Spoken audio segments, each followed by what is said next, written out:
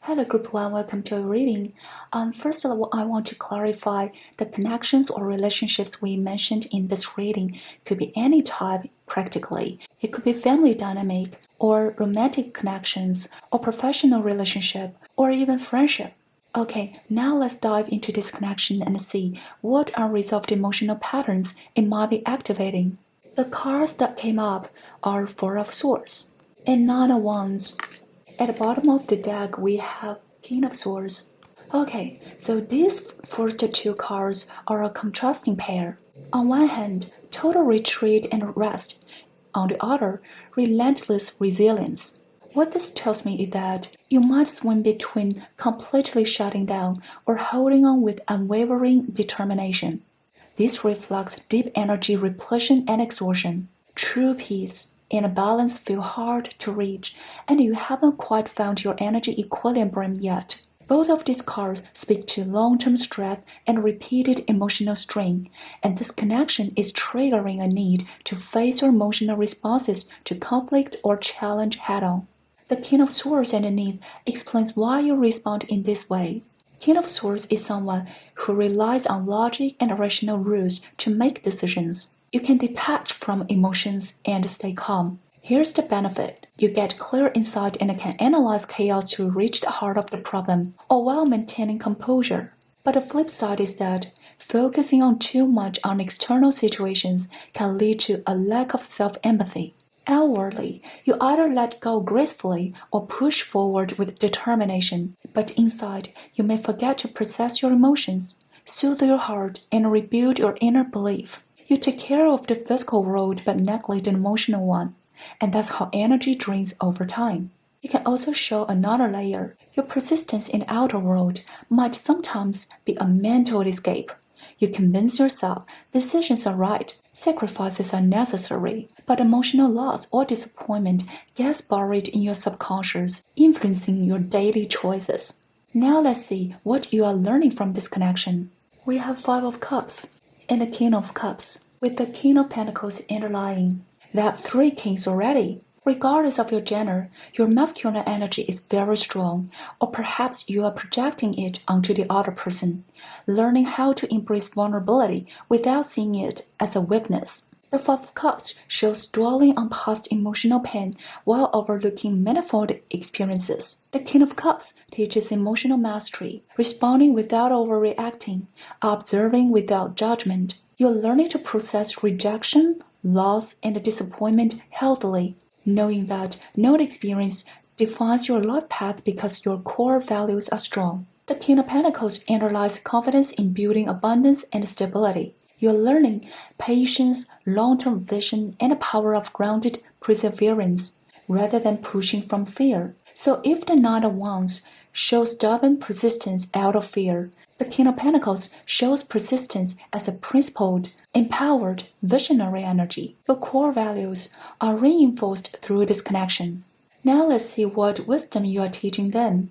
We have the Justice and Hermit. At the bottom of the deck, we have Knight of Swords. Okay, so in their eyes, you really are the embodiment of wisdom. Justice is all about karmic balance, making fair, ethical choices even when it's inconvenient or uncomfortable. You model integrity and morality, which encourage them to reflect and grow internally. The Hermit adds introspection. They say that understanding comes from looking within, not external validation. The Knight of Swords shows that your guidance cuts through confusion, stimulating the mind and challenging them to think clearly. While your discussions may sometimes feel intense or like debates about right and wrong, they are actually a learning process, expanding their understanding with every conversation. And finally, let's explore the higher purpose of this connection. The cards are the World and the Hierophant. At the bottom of the deck, we have Queen of Swords. Interestingly, we already have the King of Swords earlier, and now we have the Queen of Swords appears, suggesting a deep, possibly sacred bond, even akin to marriage or a serious partnership. The World shows differences and strong karmic ties. The connection is powerful enough to bridge contrasting personalities. You may initially see each other as complementary, believing the other has what you lack. But the real lesson is here. You are stimulating each other to find completeness within yourself, not in the other person. Even differences in belief or values can be reconciled if you both open-minded. You expand each other's perspectives rather than one of you abandoning their belief. Through this process, you both clarify your boundaries, inner strength, and principles. Regardless of how the relationship develops, both of you grow stronger, wiser, and more grounded. The oracle card we have here is the Dharana. This card represents focused spiritual concentration. I love this card. Where you focus your mind now is crucial. When you let go of distractions and concentrate on growth, your intentions can manifest positively. Okay, blessings to those who chose this first pile. May everything go well for you, and see you next time. Hello Group 2, welcome to reading. I just want to make it clear that the relationship or connection we mentioned in this reading could be any form. It could be romantic or family dynamic or even friendship. First, let's take a look at what unresolved emotional issues or wounds this connection is activating. The cards that came up are the King of Pentacles and Eight of Swords. At the bottom of the deck, we have Seven of Pentacles. Okay, so these three cards very clearly point to themes of security and control. I'm seeing three possible scenarios here. The first is that, in the pursuit of safety, you may have trapped yourself in an environment or relationship that no longer offers growth. The second is that, a deep fear of failure may cause you to overthink the same issue repeatedly, leaving you unable to make a decision. And the third scenario is that, excessive worry may lead you to turn down opportunities for collaboration or support from others. The combination of King of Pentacles and Eight of Swords suggests that you may be seeking security externally through material stability, consistent companionship, time and energy from others, social validation, or even having someone else carry responsibility or risk for you. Past disappointments may have caused you to cling tightly to what you already have, making it difficult to move forward. This connection directly activates the theme of security versus control, pushing you to reflect on how inner safety can be built and strengthened in an ever-changing external world. If you imagine yourself as a ship, your inner sense of security is like an anchor, one that allows you to dock steadily on your own, rather than waiting passively for someone else to grab hold of you. The King of Pentacles shows that you've already survived the survival mode phase of life. But Eight of Swords asks you to examine what your thinking is still rooted in past fears. Can you consciously recognize your inner authority? Are your decisions and evaluations still driven by fear? The Seven of Pentacles as the underlying card tells me that you are in a very delicate transitional period, one that's waiting for a breakthrough. You may feel that the season of growth has shifted, creating anxiety about your future direction. But true security and abundance aren't meant to exist in only one season. They come from your ability to adjust your rhythm and pace as seasons change. Even if the form of this relationship isn't clear yet, the Seven of Pentacles tells me that its appearance in your life is a significant push or support, whether you realize it or not. Next, let's look at what you're learning through this connection. We have Four of Wands and a Chariot, and with the Seven of Pentacles appearing again underneath. What I'm sensing is that this may involve a family connection, a family business, or financial ties among relatives. Interestingly, both the Four of Wands and the Chariot contain symmetrical elements. You might even find that incorporating more balanced or traditional symmetry into your living space feels supported right now. Through this connection, you're learning the power of clear goals combined with a sustained effort. The Four of Wands represents a joyful home, not only a physical home, but the inner home where your foundation is emotionally secure and your outer structure is stable. The Chariot shows alignment between mind and heart, allowing you to move forward powerfully without self-sabotage. One card is still and the other is active, so together they teach that true stability is neither stagnation nor constant motion, but knowing when to advance and when to rest. You're also learning that control always belongs to you. You don't need to hand over your decision-making authority out of fear of failure or a sense of obligation. The Seven of Pentacles appearing again is fascinating, and this time it's not about stagnation, it's about patience being tested. And the patience here isn't passive waiting, it's conscious guidance. Life moves forward only when you decide it does. You choose when to pause, when to continue, and that requires deep patience and self-trust. This connection shifts your mindset from, will I get this result, to, is this result actually what I want? You are becoming more focused on alignment rather than outcomes. And truly, this connection upgrades you more than you may realize. Now let's look at what the other person is learning from you. We have Queen of Pentacles in the Page of Swords. At the bottom of the deck, we have Nine of Swords. Okay, so this could also indicate a marriage or long-term partnership, but with more focus on shared interests or material considerations. For some of you, there may not even be a literal other person. This spread may be reflecting your relationship with yourself. No matter the form, you appear as a pillar of stability in their eyes. The Queen of Pentacles represents abundance guided by care. She expresses love through tangible support, time, effort, resources, nourishment. Through you, they learn that true care is steady, unconditional, and not transactional. You give not as an investment, but simply because you care. Even though you're grounded and mature, your mind isn't rigid. You carry a pure curiosity about the world, learning not for gain, but for joy. This quality feels rare and refreshing to them. You are intelligent and abundant, yet uncomplicated and not calculating. Being around you encourages them to approach life with an open mind and a beginner's heart. They may realize that sometimes the reason answers don't appear is because the wrong questions were asked in the first place. There may be a period of resistance and discomfort for them. That's natural. Humans instinctively resist what feels unfamiliar or disrupted. They may sense something is wrong, but be unable to identify what it is. They might even try to place responsibility on you, though it doesn't quite add up logically. If you are very caring toward them, guilt may arise, and paradoxically, guilt can increase the urge to shift the blame. If there is an age gap between you two, they may feel both dependent on you and eager to break free. These cards show that they have a lot to learn through this connection.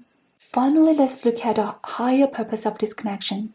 We have Judgment here, and the Queen of Cups. At the bottom of the deck, we have Knight of Wands. This is powerful. So Judgment shows that this relationship acts as a wake-up call. It forces both of you to look directly at what you have been avoiding, because what's avoided is often the truth. You may find yourselves thinking, why am I so different in this relationship compared to who I usually am? Judgment carries themes of rebirth and cycles, meaning this connection draws out your true selves. The Queen of Cups teaches forgiveness and compassion throughout this awakening. Before meeting each other, you may have been playing roles, masks shaped by expectations, and those roles may clash, cause misunderstandings or mistake. Forgiveness here means realizing that wasn't the real you, and I wasn't being the real me either. How can we blame someone who wasn't fully present? With the Knight of Wands underneath, these realizations won't stay theoretical. They move into action, choices, movement, and a change. Through this connection, you both learn how to express yourself and act authentically. The oracle card we have here is Ojas, symbolizing health and happiness. Your mindset, diet, habits, and lifestyle directly reflect in your outer world. And this reading shows that you have a natural gift for care and nourishment. If you've been struggling with health or life balance, this card is a powerful blessing. By nurturing yourself, your body, mind, and spirit, you'll restore vitality and joy. Blessings to everyone who chose Group 2. Take care and see you next time. Hello Group 3, welcome to your reading. I just want to make it clear that relationship or connection we mentioned in this reading could be any form. It could be romantic or family dynamic or even friendship. Okay, so first, let's look at what unresolved emotional wound or inner conflict this connection is activating. We have Five of Swords and the Lovers, with the Ace of Cups as the underlying card. So what I'm sensing here is that this connection activates a deep lesson around how to balance self-protection and emotional connection. Whether this bond is romantic, intimate, or not, the lesson it brings is profound. The Five of Swords is closely tied to issues of the ego, the need to defend one's pride or sense of superiority. Its energy often shows choosing to stand in opposition to another person in order to win, to protect one's dignity, or to maintain a higher position within the relationship. But this kind of self-respect is not true self-respect. It's a disguise created by the ego. The ego itself is shaped over many years by the external standards, social expectations, and a collective conditioning. It tells us what is right, what is acceptable, what makes us worthy, even when those standards have drifted far from our authentic self. Some of you may already be aware of this and will try to restrain the ego, but the side effect of that can be blurred personal boundaries, especially when you're still figuring out who you really are. This can create a feeling of betraying yourself, so disconnection places you at a crossroads. Do you protect your so-called dignity at the cost of relationship harmony, or do you preserve the relationship by sacrificing or blurring your boundaries? It can feel like you're stuck between two extremes, losing the relationship or losing yourself, with no middle ground. But the Ace of Cups as the underlying card reveals the deeper truth. At your core, you're made of love, and love is simple, pure, and uncalculated. True love does not involve power struggles, mental strategies, or the belief that a compromise equals betrayal. This connection is here to awaken your ability to love others while also loving yourself, to express love without abandoning your inner truth. Next, let's look at what you are learning through this connection. We have Ten of Wands and the Moon card. At the bottom of the deck, we have the High Priestess. Those who chose the pile are highly sensitive souls. On the surface, you might appear calm and composed, but internally, your emotional and intuitive world is rich and active. The Ten of Wands, combined with the Moon, suggests that you may function like an emotional sponge, unconsciously absorbing the emotional weight of others and carrying it as your own. The Moon represents both intuition and imagination, but also subconscious fear. Even though you possess High Priestess level wisdom and foresight, when fear arises, it becomes difficult to hear your intuitive guidance. The physical sensation I get from these cards is feeling overheated even in a cold environment, knowing that intuition is there, but being unable to see or hear it clearly. Mental noise, emotional static, and uncertainty cloud your inner compass like fog. The Moon also speaks to cycles, waxing and waning. The connection teaches you about your emotional, energetic, and physical rhythm. You may notice that the relationship itself moves in cycles. Intensity followed by calm, and through this, you learn that emotions are naturally cyclical. This bond heightens your awareness of your intuitive sensitivity. Perhaps before this connection, you were more carefree or less introspective, but now subtle feelings begin to stand out, quietly delivering messages. You may often make the right choice before fully thinking it through, yet you attribute it to luck rather than intuition. This creates lingering insecurity and a difficulty trusting yourself. Through this connection, you're learning how to create inner stillness, a quiet, neutral space where others' emotions are separated from your own. In this space, you can finally hear your intuition clearly. Again and again, you'll receive confirmation that your earlier instincts were correct. You'll come to realize that the person you can trust most is yourself. Now let's look at what the other person is learning from you through this connection. We have Page of Cups and the Five of Wands. At the bottom of the deck, we have the beautiful Empress. No matter the form this connection takes, or whether there is an age difference, your psychological maturity is stronger than theirs. If you are female, the other person may unconsciously project onto you an image of the ideal mother, ideal partner, or ideal woman, even if they are older than you. Tying this back to the Five of Swords and the Lovers, I sense that this person deeply craves companionship. Your need for personal space may trigger their anxiety and lead to conflict. This explains why you may feel torn between losing yourself and losing the relationship. As if there is no room for negotiation, they behave like a child seeking care, creating conflict in order to receive forgiveness and nurturing from you. You may notice that when you are together, arguments arise easily, stress feels constant, and there's a sense of that trouble could appear at any moment. This happens because they equate care with tolerating emotional outbursts, mistakes, and chaos. They haven't yet understood that love doesn't need to be dramatic to be real, and that our desire for personal space is not rejection or abandonment. In this connection, they're learning to express their needs clearly, directly, and calmly, rather than through emotional tantrums or indirect behavior. They are also learning that your boundaries and your no are acts of self-love and self-respect, not punishment for them. They may feel disappointed, and that's valid, but disappointment does not justify resentment, blame, or emotional manipulation. At its core, this connection teaches them to recognize their emotions, take responsibility for themselves, and learn how to care for themselves. And finally, let's look at the higher purpose of this connection serves. We have Ten of Pentacles and the Two of Cups. At the bottom of the deck, we have Six of Pentacles. Okay, so this connection doesn't have to be romantic. It can also exist with the family bonds.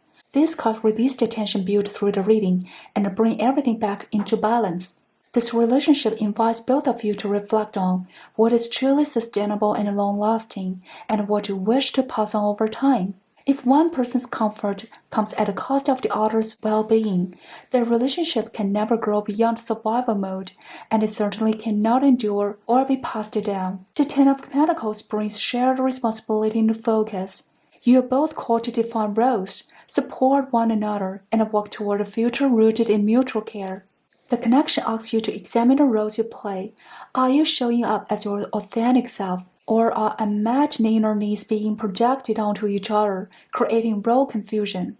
The Six of Pentacles is a beautiful closing energy, echoing the soul-bound theme of the lovers. In healthy soul connections, material and emotional exchange looks like the Six of Pentacles: balanced, reciprocal, and generous. Giving does not feel like sacrifice. Receiving does not come with guilt. Both sides give freely, accept openly, and feel at ease. And the more emotionally mature you both become, the simpler and the lighter communication will feel. The oracle card we have here is Thomas. This is the energy of withdrawing, returning to the self, and a deep self-care. So no matter what pressure arises in relationships, your first priority must be to treat yourself kindly. This card encourages you to cleanse your living space, reset your routines, and adjust your diet and lifestyle. You are in a powerful period of transformation. Take care of yourself, conserve your energy, and prepare for the next chapter of your life. Blessings to those who chose Power 3, and I'll see you next time.